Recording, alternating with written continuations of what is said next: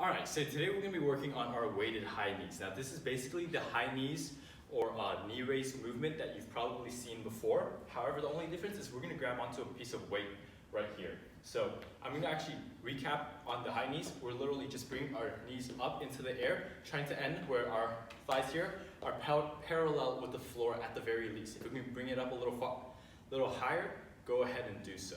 Okay? So, and of course, as we get more comfortable with this movement, we can start picking up the pace and the speed at which we're doing it at. So we're going to grab onto the kettlebell here. Now for this movement, hands on the horns right here, firm grip around the kettlebell.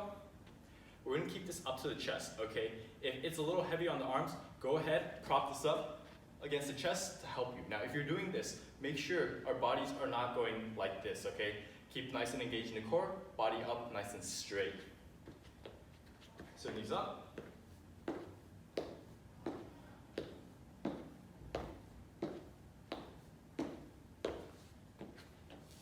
Make sure, while we're doing this, the goal of the kettlebell is to throw us off a little bit on the upper body. We're keeping the upper body nice and straight, so make sure we stay engaged in the core so that upper body and lower body are able to function simultaneously. And that is our weighted high knees.